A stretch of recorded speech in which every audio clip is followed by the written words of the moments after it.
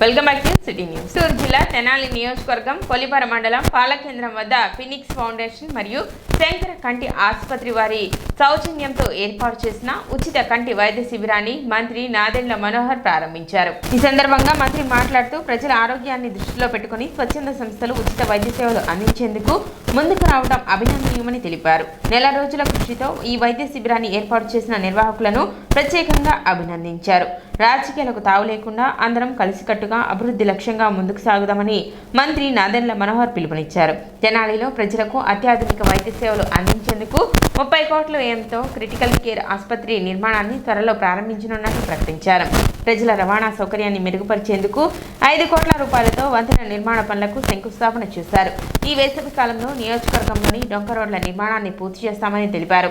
నియోజకవర్గంలో డొంక రోడ్ల నిర్మాణానికి డిప్యూటీ సీఎం పవన్ కళ్యాణ్ 10 కోట్లు మంజూరు చేసినట్లు వివరించారు. రైతులకు మేలు చేసేందుకు కూటమి ప్రభుత్వం పాటుపడుతుందని, ప్రజలకు ఏ అవసరం వచ్చినా అధికార యంత్రాంగం ఎప్పుడు అందుబాటులో ఉంటుందనే విషయాన్ని గుర్తుంచుకోవాలని మంత్రి నాదెండ్ల మనోహర్ పేర్కొన్నారు. సుమారు 25 క్యాంపులు ఇప్పటివరకు వాళ్ళు రాష్ట్ర వ్యాప్తంగా నిర్వహించారు.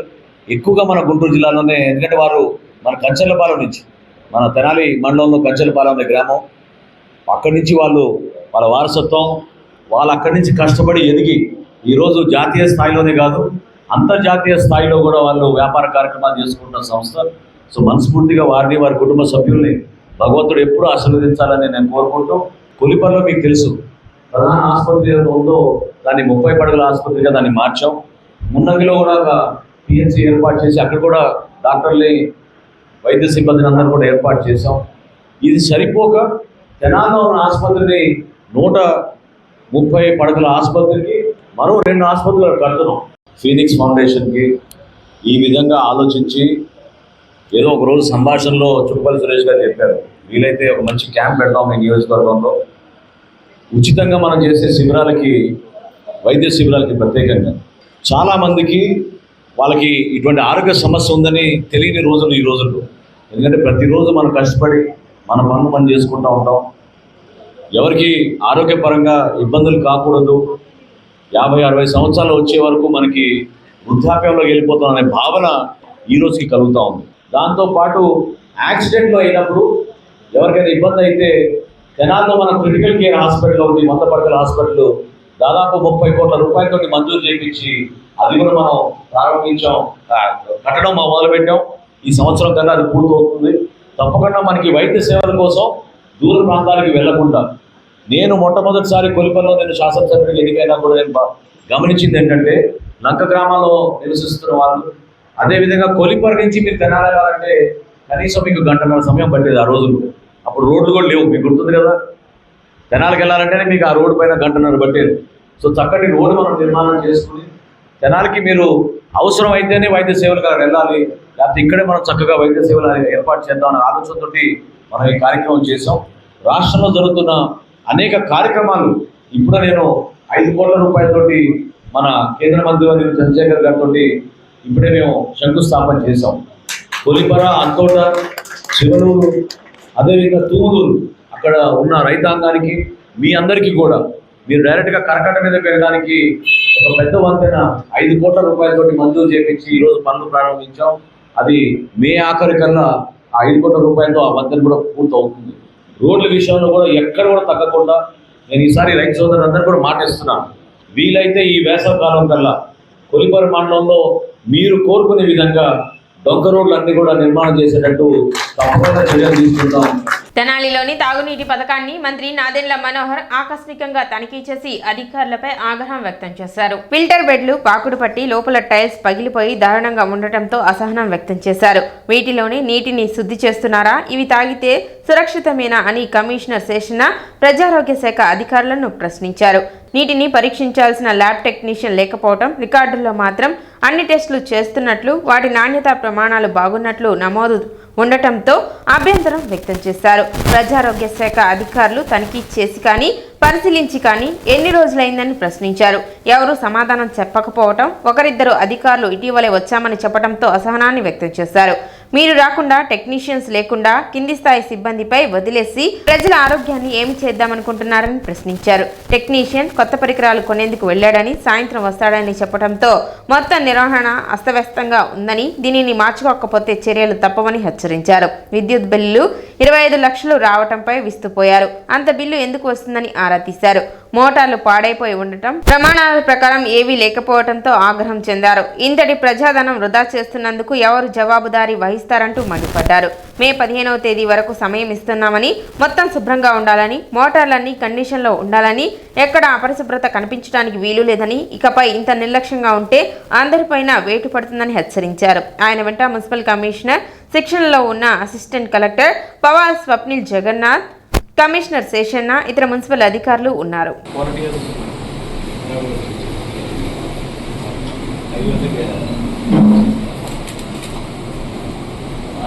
I called my maid. I said something is wrong. Which pump did you use? I've never seen such a bad quality in the Tenali till now. What is happening? They water to supply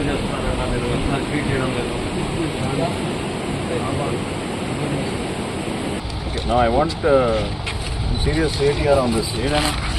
నాకు మళ్ళీ notes చూడాలని ఉండకూడదు. Work చేసి చూపించాలి. ఒక dead line అనుకుందాం. ఆ dead లైన్కి మళ్ళీ మనం వద్దాం. That's how I preferred. Don't keep on sending me some notes and messages and saying అద్భుతంగా ఉందని. ఏం అద్భుతంగా లేదు. నాకు వాటర్ క్వాలిటీ ఇంప్రూవ్ అవ్వాలి. ముందు ఇమీడియట్గా చేయాలి. చాలా డేంజరస్గా ఉంది క్వాలిటీ లెవెల్. ఓకేనా? అవసరమైతే మనుషులు కావాలంటే తీసుకో కమిషనర్ గారి దగ్గర, కానీ ఆ పొరపాటు చేయొద్దు. శ్రీశైల భక్త సేవా సమితి సేవా కార్యక్రమాలు స్ఫూర్తిదాయకమని తెనాలి డీఎస్పీ బి జనార్దన్ రావు అన్నారు. ఆయన శనివారం కొత్తపేటలో శ్రీశైలానికి తీసుకువెళుతున్న ఆహార పదార్థాల లారీని జెండా ఊపి ప్రారంభించారు. ఉగాది సందర్భంగా నంద్యాల జిల్లా ఆత్మకూరు సమీపంలోని బైర్లూటు నల్లమల్ల అడవుల్లో నుండి కాలినడకన శ్రీశైలానికి వచ్చే మహారాష్ట్ర, కర్ణాటకలకు చెందిన 40,000 మంది భక్తులకు ఉచితంగా అన్నదానం, మజ్జిగ, తాగునీటిని సేవా సమితి వారు అందజేయాలనుకోవటం అభినందనీయమని ఆయన పేర్కొన్నారు. తెనాలి శ్రీశైల భక్త సేవా సమితి వారు ఉగాదిని పురస్కరించుకొని శ్రీశైలంలో అన్నదాన కార్యక్రమం ఏర్పాటు చేయడానికి గాను వెళ్తూ నన్ను ఆహ్వానించారు. ఇందులో ముఖ్య విశేషం ఏంటంటే మహాశివరాత్రి అనగా స్వామివారిది మహాశివరాత్రి మా శ్రీశైలంలో ఉన్న మల్లికార్జున స్వామివారిది పండగ కాబట్టి అప్పుడు వాళ్ళు సేవ చేయడానికి వెళ్ళారు. ఇప్పుడు వీరు చెప్పిన దాని ప్రకారం ఏంటంటే అమ్మవారిది ఉత్సవాలు జరుగుతాయి. ఉగాదికి కన్నడిగులు ఎక్కువగా నడుచుకొని వాళ్ళు మొక్కుకుంటారు, నడకతో మార్గంలో వస్తారు. వారికి వీరు అడవిలో ఒక టెంట్ వేసుకొని వాళ్ళకి సేవ చేసి వాళ్ళకి అన్నం పెట్టి వాళ్ళకి ఎటువంటి ఇబ్బంది లేకుండా వీళ్ళంతా సర్వీసు ఒక మెడికల్ క్యాంపు, అన్నదానం, వాటర్ ఫెసిలిటీస్ అన్నిటితో పాటు ఏర్పాటు చేసి అక్కడ చేయడం జరుగుతుందని చెప్పారు. శ్రీశైల భక్త సేవా సమితి తెనాలి వారు నిర్వహిస్తున్న గత 18 సంవత్సరాలుగా శ్రీశైల క్షేత్రంలో మహాశివరాత్రి రోజు ఉచిత ఆహార పంపిణీ కార్యక్రమం చేసి మొన్న శివరాత్రితో 18 ఏళ్ళు నిండుకున్నాయండి. అలాగనే ఉగాదికి అమ్మవారి పుట్టిలు కాబట్టి కర్ణాటక భక్తులు అడవిదారిలో బైరవులూటి నుంచి శ్రీశైలం చేరతారు.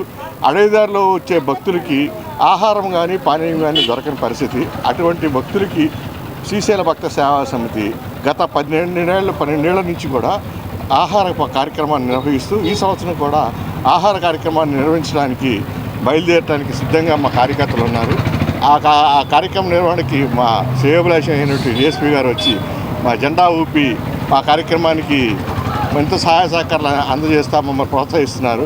కాశీ పుణ్యక్షేత్రంలో మణికర్ణిక ఘాట్ నందు అనాథ మృతుల అస్థికలు నిమజ్జనం మరియు పిండ ప్రదానం శ్రీ శివలింగేశ్వర స్వామి భక్త బృందం సేవా సమితి అధ్యక్షులు కుర్రా శ్రీను నిర్వహించారు. గత 7 సంవత్సరాలుగా తెనాలి పరిసర ప్రాంతంలో నిత్యం అన్నదానం, అనాథలు నిస్సహాయాలుగా ఎవరైనా మరణిస్తే ఉచితంగా దహన సంస్కారాలు నిర్వహించి తదుపరి అస్థికలు కాశీలోని గంగా నదిలో కలపడం జరుగుతుందని తెలిపారు.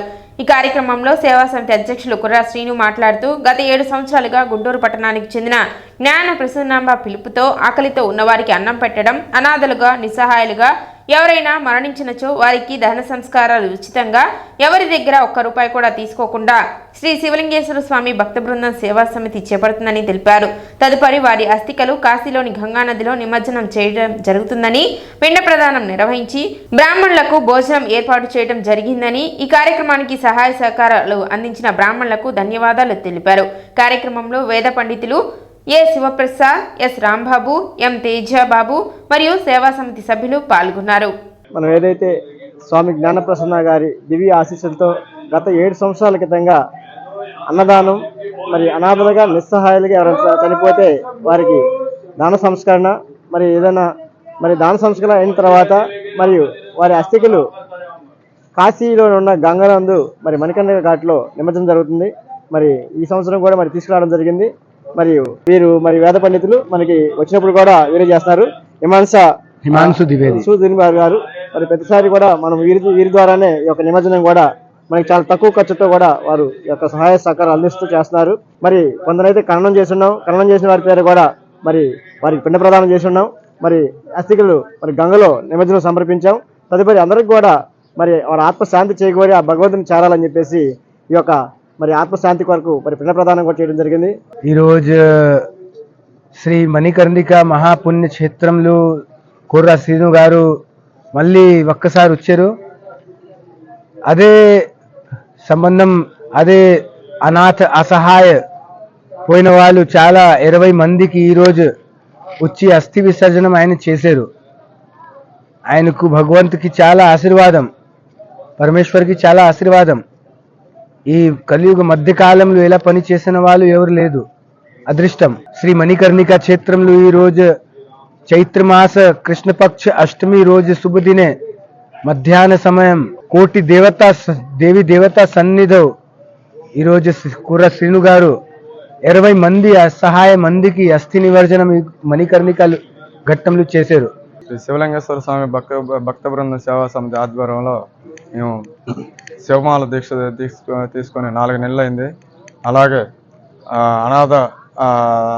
అనాథ సేవలు దాన సంస్కారం చేసి ఇట్లాగే అక్కడి నుంచి అస్థికలను తీసుకొచ్చి ఇక్కడ కాశీ మణికర్ణిక ఘాట్లో వేద పండితులతో కలిసి ఇక్కడ నిమజ్జనం చేసి అలాగే వేద పండితులకు భోజనం వసతి సదుపాయం చేసిన కుర్ర శ్రీను గారికి ధన్యవాదాలు తెలుపుకుంటూ 22వ వార్డు ప్రెసిడెంట్ షేక్ సుబానీ ఆధ్వర్యంలో ఇఫ్తార్ విందు ఏర్పాటు చేయడం జరిగింది. ఈ కార్యక్రమానికి ముఖ్య అతిథిగా ఆలపాటి రాజేంద్ర ప్రసాద్ ఇచ్చేసి కఠోర ఉపవాస దీక్ష పట్టించే ముస్లిం ప్రజలకు ఆలపాటి రాజేంద్ర ప్రసాద్ చేతుల మీదుగా భోజనం వడ్డించారు. ఎమ్మెల్సీ ఆలపాటి మాట్లాడుతూ వార్డులో పార్టీ అభివృద్ధికి ఎంతో కృషి చేసిన సుబానీ మిత్ర బృందాన్ని అభినందించారు. అనంతరం 22వ వార్డు దివంగత కౌన్సిలర్ షేక్ ఫాతిమా జ్ఞాపకార్థం ఆమె భర్త రేపల్లె సుబానీ ఏర్పాటు చేసిన జెండాను ఆలపాటి ఆవిష్కరించారు. ఈ కార్యక్రమంలో తెలుగుదేశం పార్టీ సీనియర్ నాయకులు రావి చిన్ని, మంగమూరి హరిబాబు, షేక్ షబ్బీర్, షేక్ అబ్దుల్ రజాక్, షేక్ మాలిక్ బాషా, షేక్ మెహబూబ్ బాషా, షేక్ హనీఫ్, షేక్ అక్బర్, షేక్ నాఘురా, షేక్ ఇమ్రాన్, షేక్ అమీన్, షేక్ గౌస్, నరేంద్ర, రబ్బానీ తదితరులు పాల్గొన్నారు.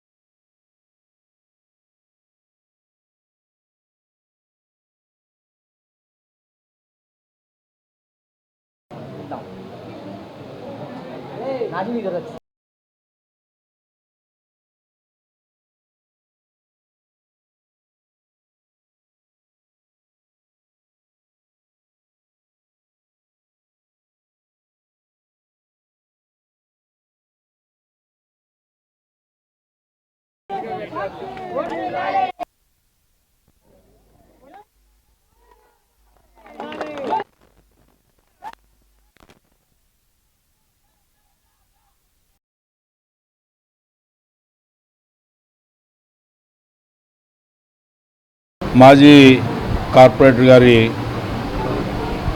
భర్త, పార్టీ నాయకులు సుబానీ గారు, అదేవిధంగా తెలుగు యువత సుబానీ వీళ్ళిద్దరి నాయకత్వంలో పెద్ద ఎత్తున ఇక్కడ ఇఫ్తార్ విందు జరుపుకోవటం అనేది, అందరినీ ఆహ్వానించటం, పెద్దలు పార్టీ నాయకులు మంగమూరి హరి గారు, రావి చిన్ని గారు, జనసేన నాయకులు జాకీర్ గారు, తెలుగుదేశం పార్టీ నాయకులు కుర్దూస్ గారు, మహేష్ గారు, వీళ్ళందరి సమక్షంలో ఈ రోజున గతంలో లాగానే మన తెనాలి పట్టణంలో లౌకికవాదాన్ని కాపాడే దాంట్లో సంస్కృతిని సాంప్రదాయాన్ని ఒక ఆనవాయితీగా మార్చుకొని పెద్ద ఎత్తున ఇఫ్తార్ విందులు ఏర్పాటు చేయటం అనేది గతం నుంచి కూడా వస్తున్నటువంటి ఆనవాయితీ. మరి ముఖ్యంగా రంజాన్ శుభాకాంక్షలు అందరికీ కూడా ఈ సందర్భంగా తెలియజేసుకుంటూ ప్రతి సంవత్సరం కూడా ఇదే విధంగా కొనసాగాలని చెప్పి ఈ రకమైనటువంటి నాయకత్వం కొనసాగాలని చెప్పి కోరుకుంటూ పట్టణంలోని రామలింగేశ్వరపేటలో నివసిస్తున్న వైకానస ఆగమ పండితులు దివి లక్ష్మీ నరసింహాచార్యులను ఆగమ ద్యుమని బిరుదుకు ఎంపిక చేశారు. ఆయన పాండిత్య గరిమను గుర్తించిన విద్యాపీఠం ఈ బిరుదుతో సత్కరించింది. విఎస్ఆర్ అండ్ ఎన్వీఆర్ కళాశాలలో తెలుగు అధ్యాపకుడిగా పనిచేసిన ఆయన అమెరికాలో టెక్సాస్ రాష్ట్రంలోని శాన్ ఆంటోనియాలో శ్రీ వెంకటేశ్వర స్వామి ఆలయ ట్రస్ట్ ప్రధాన అర్చకుడిగా పనిచేశారు. దేవాదాయ శాఖ నిర్వహించే ఆగమ పరీక్ష అధికారిగా పలుమార్లు వ్యవహరించారు. వైకానస ఆగమ ప్రచారాన్ని పలు దేశాల్లో నిర్వహించారు. భాగవత సప్తాహాలు, సుందరకాండ పారాయణ ప్రచారం విస్తృతంగా చేశారు. 1990లో అమెరికా ధార్మిక సంస్థల నుండి ఆగమ బ్రహ్మ బిరుదు అందుకున్నారు. వైకానస సంఘాల అభివృద్ధికి కృషి చేశారు. సిటీ న్యూస్ ముగించే ముందు ముఖ్యాంశాలు మరోసారి.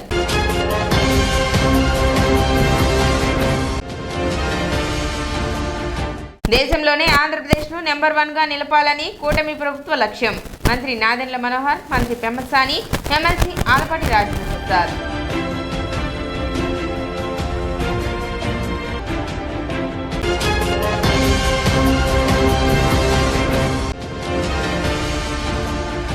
ఆంధ్రాలో ఉన్న సినీ సంఘాల సూచనలు కూడా ఏపీ ప్రభుత్వం పట్టించుకోవాలి. సినీ దర్శకులు దిలీప్ రాజా.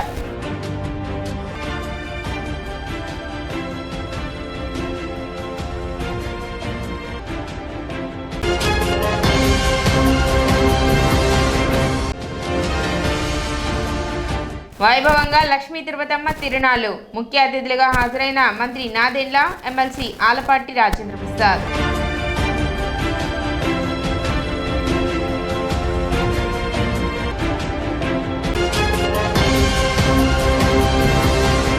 సిటీ న్యూస్ ఇంతటితో సమాప్తం. నమస్కారం.